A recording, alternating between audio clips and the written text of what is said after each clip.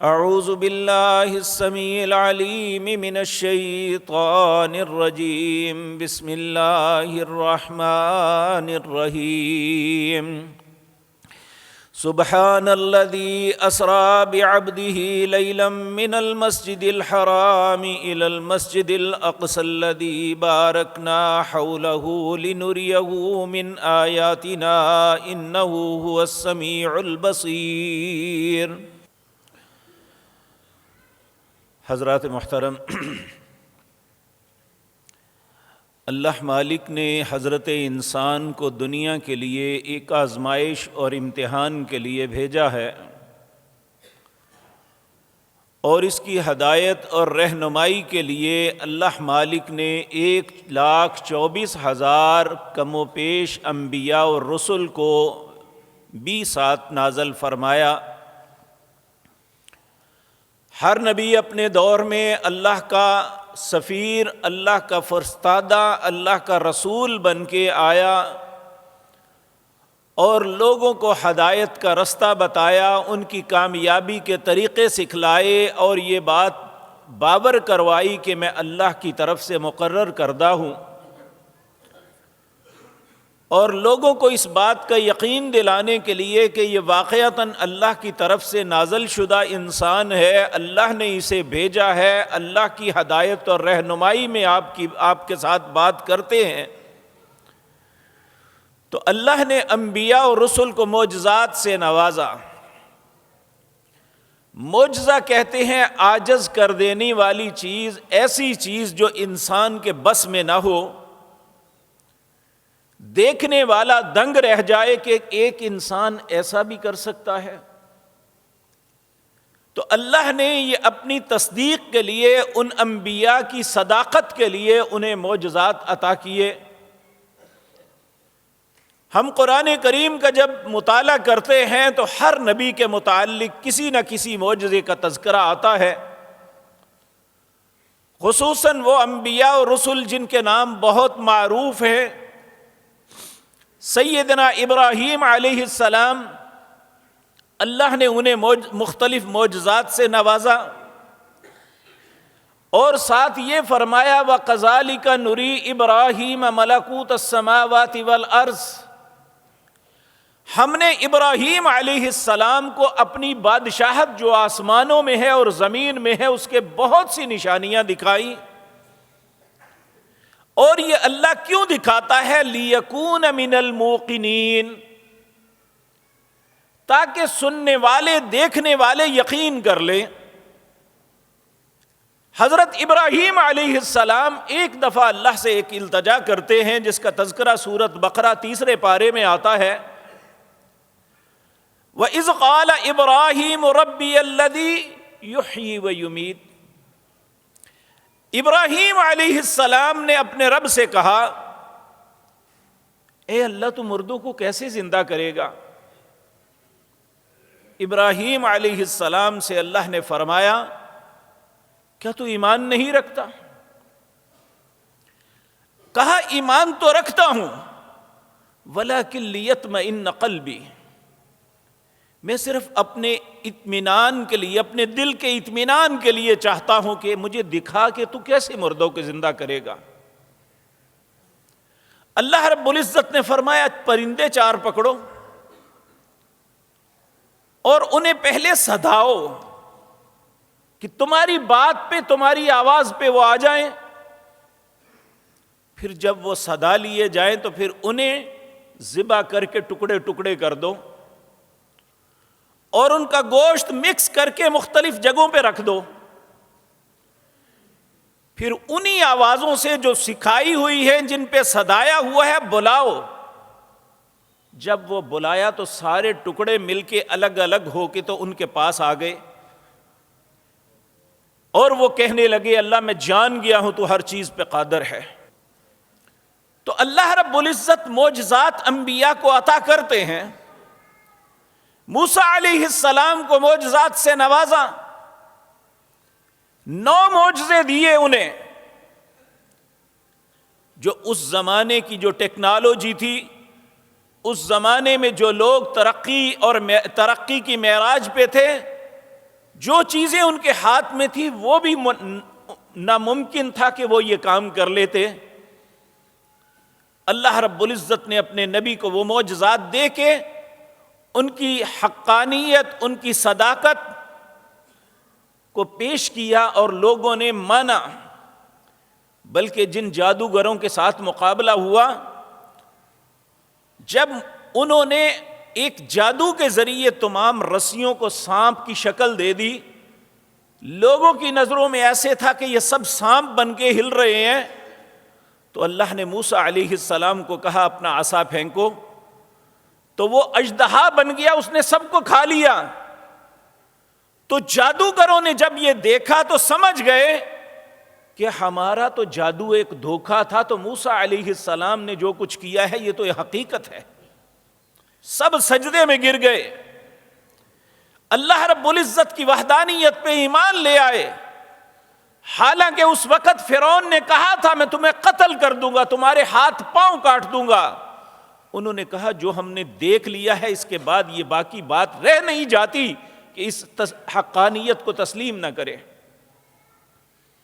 اسی طرح اللہ نے عیسیٰ علیہ السلام کو، اس زمانے میں کچھ ایسی بیماریاں تھیں، کوڑ کی بیماری جس کا کوئی علاج نہیں تھا، اور موت کا تو علاج آج تک ناممکن ہے، اللہ نے عیسیٰ علیہ السلام کو یہ معجزات عطا کیے کہ وہ اللہ کے حکم سے کوڑی کو ٹھیک کر دیتے، کہتے وہ اللہ کے حکم سے ٹھیک ہو جا۔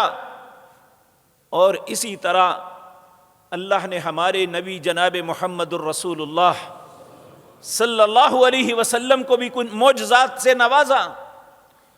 جب اہل مکہ نے آپ سے مختلف باتوں کا تقاضا کیا تو اللہ نے آپ کو ایک بات کہی کہ ان سے پوچھو یہ چاند کو 2 ٹکڑے کر دوں تو مجھ پہ ایمان لے آؤ گے؟ تو سب نے بیک زبان کہا یہ کیسے ممکن ہے؟ کہا ہاں ایمان لے آئیں گے۔ تو اللہ کے حکم سے نبی کریم صلی اللہ علیہ وسلم نے اپنی انگلی سے اشارہ کیا تو چاند پہاڑ کے ایک طرف اور آدھا ٹکڑا ایک طرف ہو گیا۔ کائنات میں بہت سے لوگوں نے اس کا مشاہدہ بھی کیا کہ یہ دنیا میں کیا تبدیلی آئی ہے کہ چاند کو اپنی آنکھوں کے سامنے 2 ٹکڑے ہوئے دیکھا، پھر وہ جڑ گیا۔ لیکن میرے عزیز بھائیوں، جب اللہ کی طرف سے دیے ہوئے معجزات کو دیکھتے ہیں تو 3 قسم کے لوگ ہوتے ہیں۔ ایک تو وہ جو معجزے کو سرے سے انکار کر دیتے ہیں، کہتے ہیں ان ھذا الا سحر مبین، یہ ایک جادو تھا جو انہوں نے کیا ہے، ہم اسے تسلیم ہی نہیں کرتے، حالانکہ اپنی آنکھوں میں وہ دیکھ رہے ہوتے ہیں، وہ نہیں مانتے۔ دوسرے وہ لوگ ہیں جو ان معجزات کو ایک غلب کا رنگ دے دیتے ہیں اور یہ سب کچھ ان پہ غلب اور جھوٹ مکس کر کے ایسی ایسی باتیں بناتے ہیں، تو الیاذ باللہ۔ حالانکہ یہ جو اللہ معجزات عطا کرتا ہے اس کا مقصد صرف یہ ہوتا ہے کہ اس معجزے میں ایک تو اس نبی کی تصدیق ہو جائے کہ یہ واقعتاً اللہ کی طرف سے آئے ہیں، دوسری یہ بات کہ اس معجزے کے اندر جو نصیحت ہے، جو ہمارے لیے ایک سبق ہے، ہم اس سبق کو لیں، نہ کہ اس معجزے کو ایک تہوار بنا لیں، اس معجزے کو ایک ایسی کہانی کا رنگ دے دیں کہ لوگ سن کے بس اشش کر اٹھیں۔ یہ مقصد اللہ کا ہرگز نہیں ہے۔ اللہ مالک نے اپنے حبیب کریم صلی اللہ علیہ وسلم کو زندگی میں کئی معجزات سے نوازا۔ جب احزاب کی جنگ کا موقع تھا، سب لوگ بھوک کی شدت کی وجہ سے بڑی تکلیف اور اذیت میں تھے۔ ایک صحابی نے اپنے پیٹ سے کپڑا اٹھایا اور کہنے لگا یا رسول اللہ بھوک کی شدت یہ ہے کہ میں نے پیٹ پہ پتھر باندھا ہوا ہے۔ تو نبی کریم صلی اللہ علیہ وسلم نے اپنے شکم مبارک سے کپڑا اٹھایا تو اس نے ایک پتھر باندھا ہوا تھا، نبی کریم نے 2 پتھر باندھے ہوئے تھے۔ یہ پتھر کیوں باندھتے ہیں ہم میدانی علاقوں کے لوگ؟ انہیں نہیں جانتے۔ جب انسان کی بھوک شدت کو پہنچتی ہے تو بڑی آنت کے اندر شدت کے ساتھ درد اٹھتی ہے، تو اس کے اوپر اگر کوئی چیز باندھ کے اسے دبا دیا جائے تو درد کی شدت کم ہو جاتی ہے اس فاقے کی وجہ سے۔ تو نبی کریم صلی اللہ علیہ وسلم آپ نے 2 پتھر باندھے ہوئے تھے، یعنی آپ کو اس سے زیادہ بھوک کی شدت تھی۔ حضرت جابر رضی اللہ تعالی عنہ نے دیکھا، اپنے گھر گئے، کہا کہ ہمارے نبی جناب محمد الرسول اللہ، میں ان کی یہ حالت دیکھ نہیں سکا، کیا ہمارے گھر کچھ کھانے کے لیے ہے؟ انہوں نے کہا ایک بکری کا بچہ ہے یا چند تھوڑا سا آٹا ہے۔ کہا جلدی سے پکاؤ، میں نبی کریم کی خدمت میں حاضر ہو کے عرض کروں گا، آپ اپنے ساتھ چند لوگ لے کے آئیں اور ہمارے گھر کھانا تناول فرما لیں۔ جب انہوں نے پکایا تو کہا کہ جاؤ نبی کریم صلی اللہ علیہ وسلم سے عرض کرو کہ وہ تشریف لے آئیں اور اپنے ساتھ چند لوگوں کو لے آئیں۔ نبی کریم نے سارے لشکر میں اعلان کروا دیا جابر کے گھر سب کا کھانا ہے۔ جابر تو گھبرا گئے، بھاگتے ہوئے گھر گئے، یہ کیا ہو گیا؟ نبی کریم نے تو سب کو کہہ دیا کہ جابر کے گھر سب کا کھانا ہے، یہ کیا ہوگا؟ تو اس کی بیوی نے کہا آپ نے ان سے عرض کیا تھا کہ چند لوگوں کا کھانا ہے؟ کہا ہاں۔ کہا پھر پرواہ نہ کرو، اللہ کے نبی ہیں، وہ کوئی ایسا فیصلہ نہیں کرتے جس میں کسی کی جو ہے کوئی بے عزتی شامل ہو۔ نبی کریم تشریف لائے اور کہا کہ جابر نہ ہنڈیا سے اس کا ڈھکن اٹھانا، نہ روٹیوں سے کپڑا اٹھانا، 1100 لوگوں نے کھانا کھا لیا، وہ کھانا اس طرح کا اس طرح باقی رہا۔ یہ رسول اللہ صلی اللہ علیہ وسلم کی رسالت کے عظیم معجزوں میں ایک معجزہ تھا۔ تو اس میں یہ بات سمجھ آتی ہے یہ معجزہ کیسے رونما ہوا۔ اگر رسول اللہ اپنے لیے اور اپنے چند ساتھیوں کے لیے ان کی پیٹ ان کے شکم کو بھرنے کے لیے یہ سب کچھ کر لیتے تو شاید اللہ وہ برکت نہ ڈالتا۔ آپ نے پہلے اپنے ساتھیوں کا، اپنی رعایا کا، اپنی امت کا خیال کیا تو اللہ نے اس چیز میں اتنی برکت ڈال دی، نہ صرف امت نے کھایا بلکہ رسول اللہ صلی اللہ علیہ وسلم نے بھی اور آپ کے ساتھیوں نے بھی شکم سیر ہو کے کھایا۔ اور امت کے لیے یہ سبق ہے، جب کوئی انسان اللہ اسے کوئی منصب عطا کرتا ہے وہ صرف اپنے پیٹ کو نہیں سامنے رکھتا، وہ لوگوں کی ہمدردی، لوگوں کی خیر خواہی کو مد نظر رکھتا ہے تو اللہ ایسے معاشرے میں برکتیں نازل فرما دیتا ہے۔ اسی طرح میرے عزیز بھائیوں، یہ رجب کا مہینہ ہے، اس میں ایک معروف نبی کریم صلی اللہ علیہ وسلم کے معجزے کو بیان کیا جاتا ہے جسے معجزہ معراج النبی صلی اللہ علیہ وسلم کا نام دیا گیا ہے، اور حقیقتاً یہ ایک بہت بڑا معجزہ تھا۔ اللہ رب العزت سورت بنی اسرائیل اس کی آیت نمبر 1 میں بیان کرتے ہیں، سبحان الذی اسری بعبدہ لیلا من المسجد الحرام الی المسجد الاقصی الذی بارکنا حولہ لنریہ من آیاتنا انہ هو السمیع البصیر۔ اللہ فرماتے ہیں پاک ہے وہ ذات، اپنی طرف منسوب کیا کہ یہ میں نے کروایا تھا۔ سبحان الذی، پاک ہے وہ ذات پاک، اسرا جس نے سیر کروائی، بعبدہ اپنے بندے کو، مراد جناب محمد الرسول اللہ صلی اللہ علیہ وسلم، بعبدہ اپنے بندے کو، لیلاً ایک ہی رات میں، من المسجد الحرام الی المسجد الاقصی، مسجد حرام سے مسجد اقصی تک۔ اب اس زمانے میں جو سب سے تیز رفتار سواری تھی وہ گھوڑا تھا، کہ گھوڑا یا اونٹ، گدھا یا پیدل لوگ سفر کرتے تھے۔ اگر گھوڑے پہ بھی سفر کیا جائے تو بیت الحرام سے یعنی بیت اللہ سے بیت المقدس کا سفر 40 دن کا تھا، تو ایک رات کے اندر سفر کر لینا انسانی ذہن کے مطابق یہ ناممکن تھا، یہ ممکن ہی نہیں ہو سکے، لیکن اللہ فرماتے ہیں میں نے کروایا۔ یہ کروا کے ایک بات، ایک پیغام دیا کہ آج دنیا میں سائنس اور ٹیکنالوجی عروج پہ ہے، اور اب تک لوگ ایسے راکٹ ایجاد کر چکے ہیں جو آواز سے زیادہ تیز رفتار ہیں، آواز کے معاملے کو بھی پھاڑ کے آگے نکل جاتے ہیں، لیکن ابھی تک جو رفتار اللہ کے اس براق کی تھی، برق بجلی کو کہتے ہیں، براق اس لیے کہتے ہیں کہ وہ بہت تیز رفتار تھا. نبی کریم نے فرمایا وہ ایک قدم اٹھاتا تھا جہاں تک نظر جاتی اس کا قدم جاتا تھا. آج تک اس تیز رفتاری کو دنیا کی کوئی ٹیکنالوجی نہیں پا سکی جو اللہ نے اپنے حبیب کریم جناب محمد الرسول اللہ کو عطا کی تھی. یہ قیامت قائم ہو جائے گی. یہ اپنی جگہ معجزہ ہی ہے, عاجز انسانوں کو کر دینے والی چیز ہے. جو کام اللہ کرنا چاہے وہ دنیا کی کوئی طاقت نہیں کر سکتی.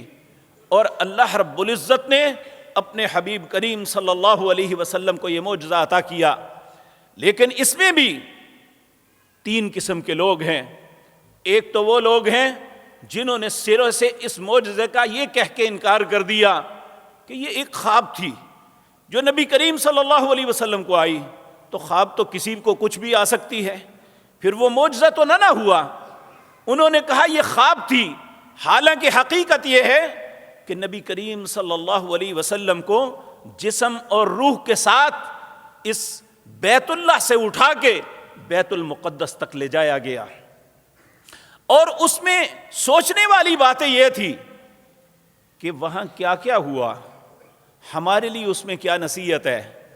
لیکن ہم مولویوں نے اپنے کھانے پینے کے لیے اسے ایک تہوار کا نام دے دیا اور اس میں صرف کھانے پینے کا مقصد بنا لیا, العیاذ باللہ. حالانکہ بیت المقدس کیوں لے جایا گیا؟ پہلی بات تو یہ کہ اللہ رب العزت نے یہ معجزہ عظیم دکھایا کہ اگر میں چاہوں تو یہ ایک لمحے میں یہ سب کچھ ہو سکتا ہے. میرے لیے کوئی ناممکن چیز نہیں. انما امرہ اذا اراد شیئا ان یقول له کن فیکون. جب اللہ کسی کام کا ارادہ کرتا ہے وہ کہتا ہے ہو جا, وہ ہو جاتا ہے. اور یہ بھی اللہ کے ارادے کے ساتھ یہ سارا معاملہ ہوا. اور پھر جب بیت المقدس پہنچے تو سب سے پہلا سبق میرے اور آپ کے لیے یہ ہے کہ نبی کریم صلی اللہ علیہ وسلم کے سامنے 2 چیزیں پیش کی گئی. ایک پیالہ تھا دودھ کا, ایک پیالہ تھا شراب کا. کہا آپ اختیار فرمائیے. نبی کریم صلی اللہ علیہ وسلم نے دودھ کو پسند کیا. جبریل علیہ السلام نے کہا اے پیارے نبی صلی اللہ علیہ وسلم, آپ نے فطرت کو پا لیا. اگر آپ شراب کو لے لیتے آپ پہ گناہ تو کوئی نہیں تھا, لیکن اس کی وجہ سے آپ کی ساری امت گمراہ ہو جاتی. آج اگر کچھ لوگ ہدایت پہ قائم ہیں, آج اگر کچھ لوگ قرآن و سنت کی تعلیم پہ قائم ہیں, تو اس کا سبب رسول اللہ صلی اللہ علیہ وسلم کا فطرت کو پا لینا ہے کہ آپ کا دودھ کو اپنانے کی وجہ سے اللہ نے آپ کی اس ہدایت, آپ کی اس امت کے اندر دین کو ابھی تک قائم رکھا ہوا ہے. قیامت قائم ہو جائے گی, اس دین کو کبھی کو مٹا نہیں سکے گا. اور یہ آپ سب باتیں جانتے ہیں کہ دنیا کی جتنی کفریہ قوتیں ہیں ساری کی ساری 1400 سال سے اسی بات پہ لگی ہوئی ہیں کہ اسلام کی جڑ کو کاٹ دیا جائے, اہل ایمان کو ختم کر دیا جائے, ان کے دلوں سے اسلام کی محبت کو نکال دیا جائے, اللہ اور اس کے رسول سے تعلق کو ختم کر دیا جائے. ہم میں سے بہت سے بد نصیب ایسے ہیں جو ان کی بات کو مان کے اپنے دین کو ترک کر دیتے ہیں, اپنے دل سے اللہ کی محبت ختم کر دیتے ہیں, رسول اللہ صلی اللہ علیہ وسلم سے تعلق توڑ لیتے ہیں. لیکن بہت سے خوش نصیب ایسے ہیں ان کی جان تو چلی جائے, اللہ اور اس کے رسول کی محبت کو ترک نہیں کرتے. اللہ ہمیں بھی ان میں شامل فرما لے. تو میرے عزیز بھائیو, پہلا سبق ہمیں یہ ملتا ہے کہ اللہ نے فطرتاً ہمارے لیے دودھ کو حلال کیا ہوا ہے, شراب کو نہیں. لیکن امت کے اندر کتنے ایسے لوگ ہیں, کتنے ایسے لوگ ہیں جو آج بھی ان کے منہ سے شراب نہیں اتر رہی. ان کی خوشی کا معاملہ ہو یا غمی کا, خوشی آئے تو تب بھی شراب پیتے ہیں, نشہ کرتے ہیں. خدا نخواستہ غمی آئے تو غم کو مٹانے کے لیے بھی نشہ کرتے ہیں. اللہ رب العزت نے اپنے حبیب کریم صلی اللہ علیہ وسلم کی زبان سے بتایا, جو 3 مرتبہ شراب پیتا ہے اگر وہ اللہ سے توبہ نہیں کرتا اور اسی طرح مر جاتا ہے, اللہ قیامت کے دن اس پہ لازم ہے کہ اسے طینۃ الخبال پلائے. پوچھا ہے اللہ کے رسول طینۃ الخبال کیا ہے؟ کہا جہنمی جب جہنم میں جلیں گے ان کے جسموں پہ جو زخم بنیں گے، پھر وہ زخم سڑیں گے، خراب ہوں گے، ان پہ جو پیپ اور خون نکلے گا اللہ ان بد نصیب لوگوں کو وہ پلائے گا۔ آج رسول اللہ صلی اللہ علیہ وسلم نے تو معراج کے سفر کے اندر ہمیں یہ سبق دیا کہ یہ نشہ میری یا میری امت کے لیے جائز نہیں ہے، یہ اس کی ہدایت کے رستے میں سب سے بڑی رکاوٹ ہے، لیکن امت کے بہت سے بد نصیب لوگ اسی رستے پہ چل رہے ہیں۔ کتنے ہی لوگ مسئلہ پوچھنے کے لیے آتے ہیں، جی میں نے شراب کے نشے میں اپنی بیوی کو طلاق دے دی۔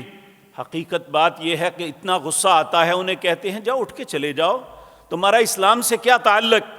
کہ اللہ نے اپنے حبیب کریم کی زبان سے اور قرآن کریم کے اندر 3 مقام پہ اس کو ام الخبائث کہہ کے حرام قرار دیا، تم کہتے ہو میں نے وہ پی ہوئی تھی پھر میں نے یہ کر دیا، اب اسلام کا مسئلہ پوچھنے کے لیے آ گئے ہو۔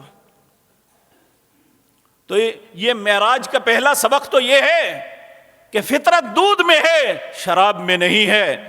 اللہ کے نبی جناب محمد الرسول اللہ ہزاروں کروڑوں درود و سلام بھیجے آپ کی ذات مطہرہ پر، اللہ انہیں جزائے خیر سے نوازے ہماری طرف سے، جنہوں نے فطرت کو اپنایا اور ہمیں گمراہی سے بچا لیا۔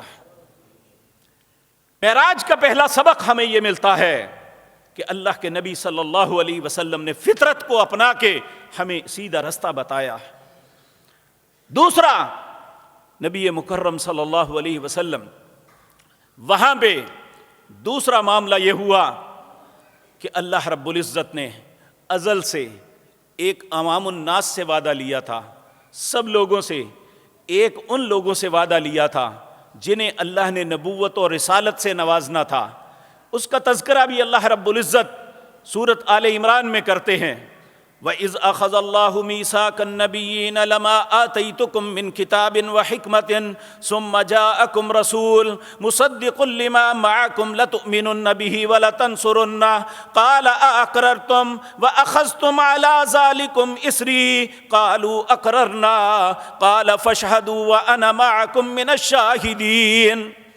اللہ فرماتے ہیں میں نے ان کو جنہیں نبوت اور رسالت سے نوازنا تھا ان سے ایک عہد، ایک ایگریمنٹ لیا، ایک معاہدہ کیا۔ وَإِذْ أَخَذَ اللَّهُ مِيثَاقَ النَّبِيِّينَ، اللہ نے ایگریمنٹ کیا نبیوں کے ساتھ، لَمَا آتَيْتُكُم مِّن كِتَابٍ وَحِكْمَةٍ، جب تم دنیا میں جاؤ میں کتاب و حکمت تمہیں عطا کر دوں، تمہاری نبوت کا سکہ چل رہا ہو، دنیا کے لوگ تمہیں اپنا نبی اور رسول مان رہے ہو، تمہارے ساتھ ایک امت تمہاری مددگار ہو، ثم جاءکم رسول، پھر میرا وہ رسول آ جائے جس کا میں تمہیں بتا رہا ہوں، وہ آخری رسول جن کا نام نامی اس میں گرامی جناب محمد الرسول اللہ صلی اللہ علیہ وسلم ہے۔ ثم جاءکم رسول، پھر تمہیں کیا کرنا ہے؟ مصدق لما معکم لتؤمنن به ولتنصرنہ، اپنی رسالت کو چھوڑ دینا ہے، ان کی رسالت کی تصدیق کرنی ہے،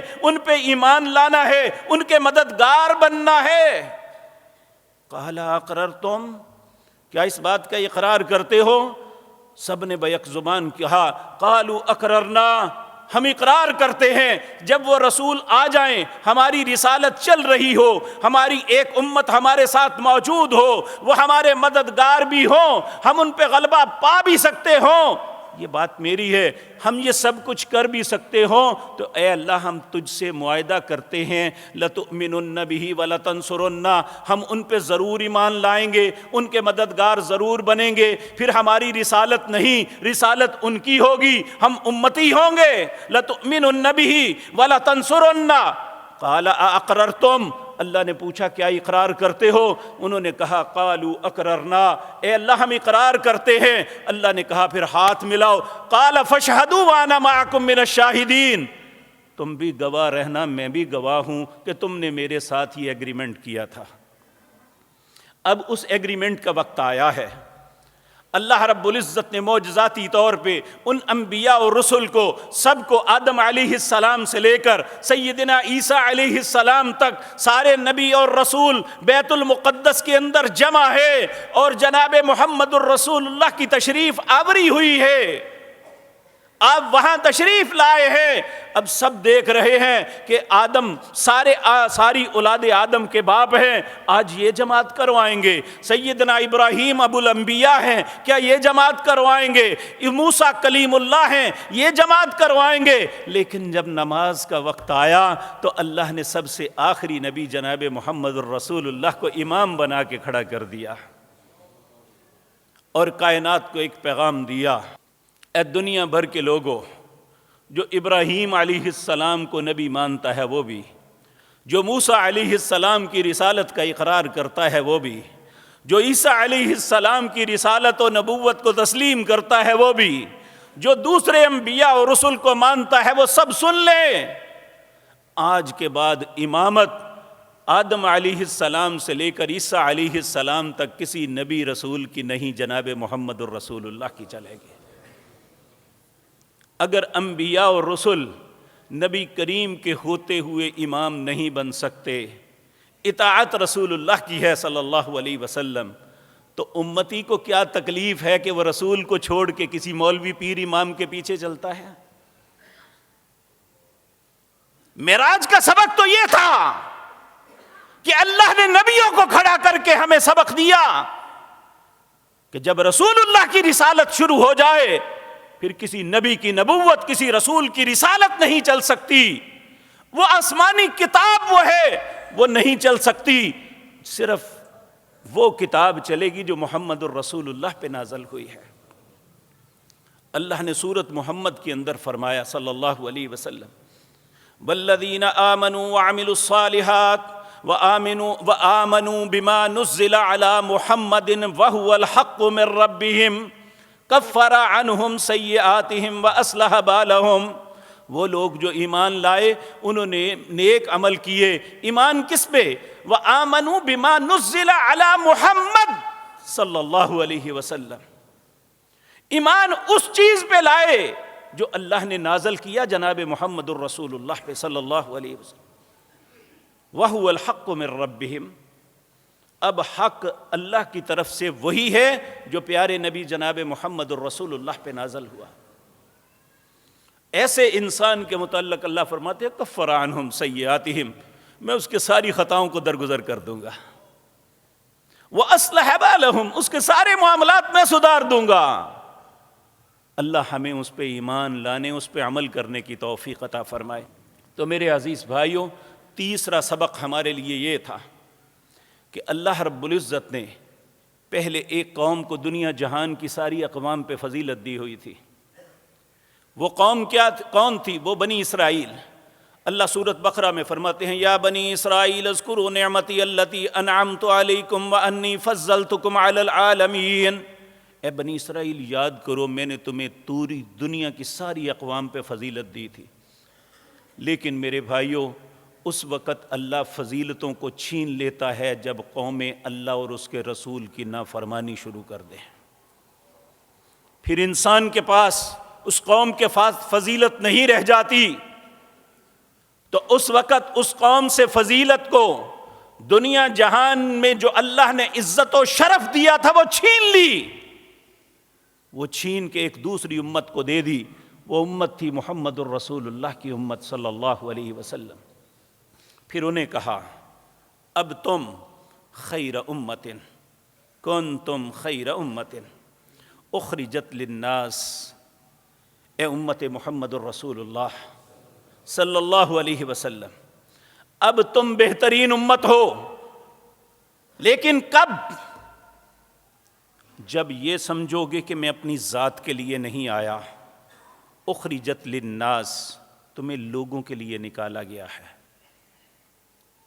تمہیں لوگوں کو نیکی کا حکم کرنا ہوگا، لوگوں کو برائی سے روکنا ہوگا۔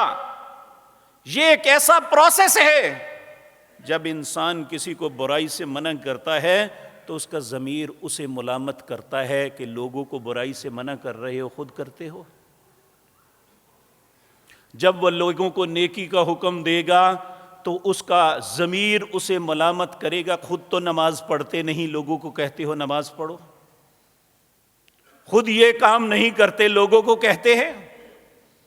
اللہ نے بنی اسرائیل کے علماء کے متعلق یہ بتایا نا کہ تم لوگوں کو تو کتاب پڑھ کے سناتے ہو، وَتَنْسَوْنَ أَنفُسَكُمْ، اپنی ذات کو بھول جاتے ہو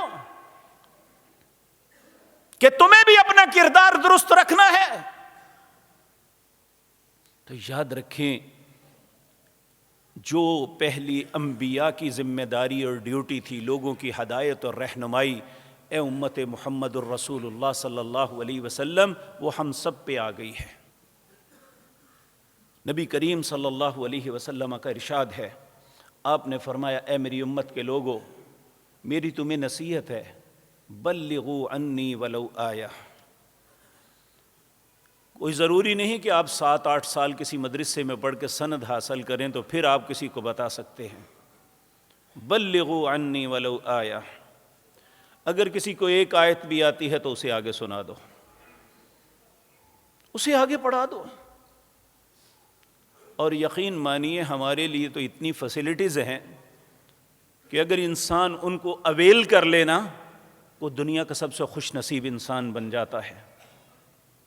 آپ اللہ کی توفیق سے اللہ کے گھر میں تشریف لائے ہیں، اگر آپ آتے ہوئے اپنے بیٹے کو کہہ دیتے، اپنے بھائی کو آتے ہوئے اپنے دوست کو کہتے، یا نماز کے لیے جا رہا ہوں، آپ میرے ساتھ تشریف لے آئیں، تو جب وہ آپ کے ساتھ آئے گا، اس کی نماز سے کچھ بھی اجر کاٹا نہیں جائے گا، لیکن جتنا ثواب اسے ہوگا اللہ آپ لانے والے کو بھی عطا کر دیں گے۔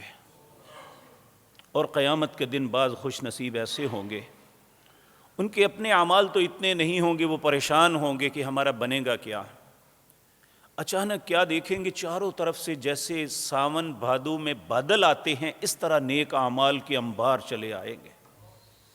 وہ دیکھ کے کہے گا، یہ کیا، یہ کس کے ہیں؟ اللہ رب العزت کی طرف سے پیغام ہوگا، کہا، اللہ فرمائیں گے یہ تیرے ہیں۔ وہ کہے گا، اللہ میں نے کیے تو نہیں۔ کہا، جو تو نے لوگوں میں خیر کو پھیلایا، اب ان کا جب تک وہ خیر دنیا میں پھرتی رہی، دنیا میں خیر پہ لوگ عمل کرتے رہے، اس کا اجر تمہیں بھی ملتا رہا۔ اگر ہم چاہتے ہیں، زندگی میں بہت سے لوگ ہیں جو مرتے ساتھ ہی ختم ہو جاتے ہیں، ان کے اعمال بھی ختم ہو جاتے ہیں، لیکن کچھ ایسے انسان ہیں وہ دنیا سے چلے تو جاتے ہیں، ان کے اعمال کبھی ختم نہیں ہوتے۔ یہ وہی خوش نصیب ہیں جو اللہ اور اس کے رسول کے حکم کی اطاعت میں لوگوں کو نیکی کا حکم دیتے ہیں اور برائی سے روکتے رہتے ہیں۔ وہ دنیا سے چلے بھی جاتے ہیں تو ان کی پھیلائی ہوئی نیکی جو ہے وہ دنیا میں قائم رہتی ہے اور اس کا اجر اسے ملتا رہتا ہے۔ پھر اس کے بچوں کو یہ بھی ضرورت نہیں پڑے گی کہ میرے باپ کے لیے دعا مانگو، بہت سے لوگ نیک عمل کریں گے۔ آپ دیکھیں، ہم سب اللہ کی توفیق سے اللہ کے گھر میں آئے ہیں، یہ ساری چیزیں ہمیں کس نے سکھائی؟ رسول اللہ صلی اللہ علیہ وسلم۔ یعنی جتنے نیکی کے رستے ہیں ہمیں نبی کریم کی طرف سے ملے ہیں۔ ہمارے عمل کا ہمیں اجر ملے یا نہ ملے، ہماری بعض اوقات ریاکاری کی وجہ سے یا غلط عمل کرنے کی وجہ سے ممکن ہے اللہ ہمیں نہ اجر دے، لیکن جو کچھ ہم کر رہے ہیں ہمارا اجر رسول اللہ کو ضرور مل رہا ہے، کیونکہ یہ سارے رستے ہمیں آپ کی ذات مطہرہ نے دکھائے تھے۔ تو میرے عزیز بھائیو، تیسرا سبق معراج کا یہ ہمیں ملتا ہے کہ اللہ نے ایک قوم کی بدعمالیوں کی وجہ سے ان سے فضیلت چھین لی۔ آج ہم جب یہ بات کرتے ہیں کہ مسلمان دنیا کے اندر ذلت کی زندگی بسر کر رہے ہیں، یہ بات یاد رکھیں، جو مسلمان ہے وہ ذلت کی زندگی کبھی بسر نہیں کرتا۔ جس کو اللہ عزت کرتا ہے اسے کون ذلیل کر سکتا ہے؟ بے شک آزمائشیں اس پہ ضرور آتی ہیں، لیکن آپ کو اس کی زندگی، نبی کریم پہ کتنی آزمائشیں آئی تھیں، آپ کیا اسے نام دیں گے؟ آپ پہ آزمائش تھی۔ ابراہیم پہ علیہ السلام پہ کتنی آزمائشیں آئیں، جب ان آزمائشوں پہ پورا اترے تو اللہ نے فرمایا وَإِذِ ابْتَلَىٰ إِبْرَاهِيمَ رَبُّهُ بِكَلِمَاتٍ فَأَتَمَّهُنَّ، ابراہیم کو میں نے آزمایا کچھ کلمات کے ساتھ، اس نے ہر بات کو پورا کر دیا۔ تو پھر اللہ نے کیا کہا، قَالَ إِنِّي جَاعِلُكَ لِلنَّاسِ إِمَامًا، کہا اللہ نے فرمایا جا میں تمہیں دنیا بھر کا امام بنا رہا ہوں۔ تو ابراہیم علیہ السلام نے کہا قال ومن ذریتی، میری اولاد بھی امام ہوگی؟ کہا نہیں، لا ینال عہد الظالمین، تمہاری اولاد میں جو تمہاری اطاعت کرے گا وہ تو امام ہوگا، جو تیری نافرمانی کرے گا وہ ظالم ہے، اس کو امامت نہیں مل سکتی۔ اس لیے ہم میں سے وہ انسان اچھا ہے، چاہے وہ کہنے والا ہے یا سننے والے، جو اللہ اور اس کے رسول کی بات کو تسلیم کرتا ہے وہ دنیا میں کامیاب ہے، وہ دنیا میں باعزت ہے اور آخرت میں بھی۔ اگر ایسا نہیں ہے تو پھر چاہے ہمیں کتنے بھی بڑے منصب پہ بٹھا دیا جائے، اللہ کی نظروں میں ہم انسان ہی نہیں ہیں۔ میرے عزیز بھائیو، یہ پہلا مرحلہ تھا۔ اسریٰ بعبدہ لیلا من المسجد الحرام الی المسجد الاقصی، مسجد اقصی تک لے جانے کے یہ مقصد۔ پھر اس کے بعد معراج ہوئی، معراج عروج سے ہے۔ اب تک رسول اللہ صلی اللہ علیہ وسلم مکے کے اندر انتہائی قسم پرسی کی زندگی بسر فرما رہے تھے۔ اہل مکہ آپ کے اوپر آپ کی زندگی تنگ کی ہوئی تھی، اب اس کو کر کے اللہ نے عروج دینا تھا۔ اس کے متعلق ایک بات ذہن میں رکھیں، یہ معجزہ تو اللہ کے نبی صلی اللہ علیہ وسلم کو عطا ہوا، یہ انڈرسٹوڈ ہے، لیکن کب ہوا اس کی تاریخ ہمیں اسلامی تاریخ میں نہیں ملتی۔ 6 اقوال ہیں جو سیرت نگاروں نے لکھے ہیں۔ پہلا قول یہ ہے، امام نووی رحمۃ اللہ علیہ کہتے ہیں نبوت کے 5ویں سال ہوئی۔ ایک یہ ہے کہ نبوت کے 7ویں سال ہوئی۔ ایک قول یہ ہے نبوت کے 10ویں سال 27 رجب کو ہوئی۔ یہ تینوں باتیں درست نہیں ہیں۔ کیوں درست نہیں ہے؟ اس کا سبب سیدہ عائشہ طیبہ طاہرہ کی وہ حدیث کہ اللہ رب العزت نے معراج کی رات 5 نمازوں کو فرض کیا تھا، یہ ہر مسلمان جانتا ہے۔ اور سیدہ خدیجہ رضی اللہ تعالی عنہا جو نبی کریم صلی اللہ علیہ وسلم کی پہلی زوجہ محترمہ تھی، یہ نبوت کے 10ویں سال رمضان کے اندر فوت ہوئی۔ جس وقت حضرت خدیجہ فوت ہوئی اس وقت ابھی 5 نمازیں فرض نہیں ہوئی تھی۔ تو اس کا مطلب یہ ہے یہ پہلے تینوں اقوال، نبوت کے 5ویں سال، نبوت کے 7ویں سال، نبوت کے 10ویں سال رجب میں، یہ تینوں قول درست نہیں ہیں۔ 3 قول اور آتے ہیں۔ ایک ہجرت سے 12 مہینے پہلے، محرم کے اندر ہوئی۔ ہجرت سے 16 مہینے پہلے، ہجرت سے 18 مہینے پہلے۔ ان تینوں میں کس کو اختیار کریں، ہمارے پاس کوئی ایسی بات نہیں ہے، لیکن یہ انڈرسٹوڈ ہے کہ ہجرت سے چند سال یا چند مہینے پہلے ہی رسول اللہ کو معراج ہوئی تھی، کیونکہ یہاں سے عروج شروع ہوتا ہے آپ کا صلی اللہ علیہ وسلم۔ اور اس کے بعد معراج سیڑھی کو بھی کہتے ہیں۔ کل مجھے ایک پوسٹ آئی کہ نبی کریم صلی اللہ علیہ وسلم یہاں سے وہاں تک براق پہ گئے، یہاں سے نور کی سیڑھی پہ گئے، وہاں پہ فلاں فرشتوں کے کندھوں پہ گئے، دوسرے آسمان سے تیسرے آسمان تک فلاں فرشتوں کے کندھوں پہ گئے۔ یہ ایسی باتیں ہیں جو نہ قرآن میں ہیں نہ رسول اللہ کے فرمان میں ہیں، اور کہاں کہاں سے بیٹھ کے گھڑتے ہیں، العیاذ باللہ، اللہ ہی ہدایت دے۔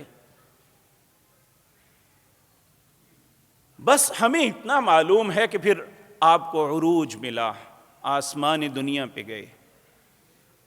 اور یہاں ایک بات جو سیرت نگاروں نے لکھی ہے کہ آسمان کا دروازہ کھٹکھٹایا گیا، انہوں نے پوچھا کون ہے؟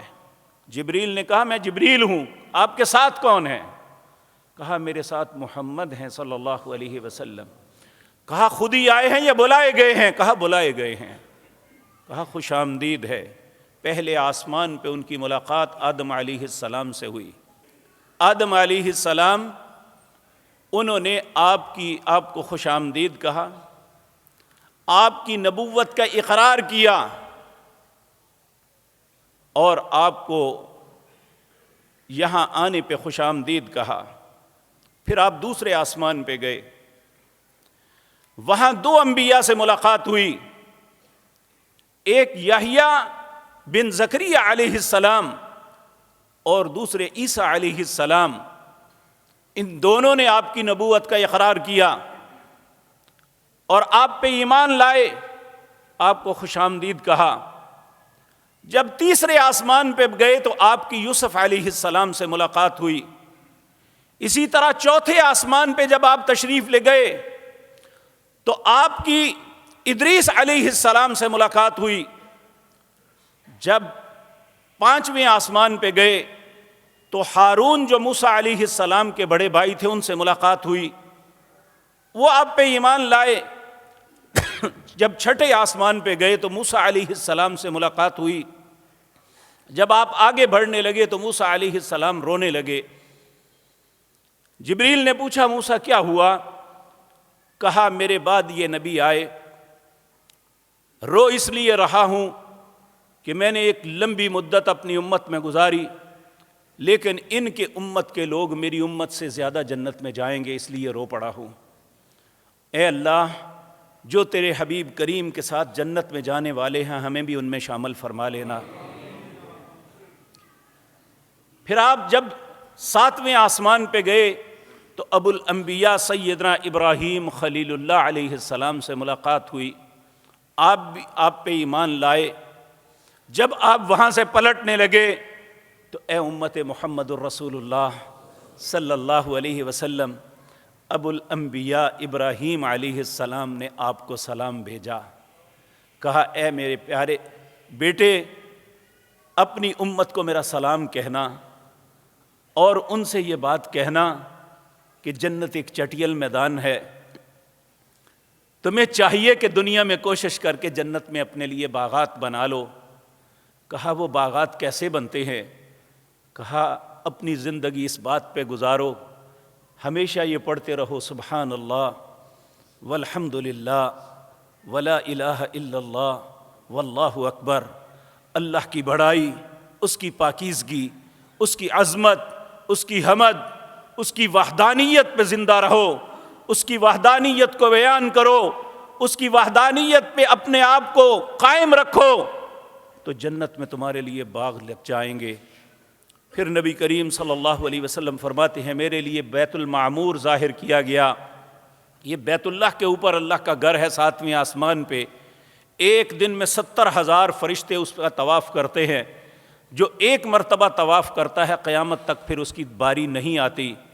ابراہیم بیت المعمور کے بعد آپ کو سدرۃ المنتہا پہ لے جایا گیا۔ سدرۃ المنتہا ایک بیری کا درخت ہے جس کے آپ نے فرمایا مٹکوں جتنا بڑا اس پہ پھل ہے، اس کے پتے ہاتھی کے کان جیسے تھے، اور اس کے آگے پھر کسی کی انتہا نہیں، ختم ہو جاتی ہے۔ آگے جنت اور جہنم ہے، یا تو کوئی نیک انسان جنت میں جائے گا یا کوئی گناہ گار اور ظالم انسان جہنم کا ایندھن بن جائے گا۔ اللہ ہماری حفاظت فرمائے۔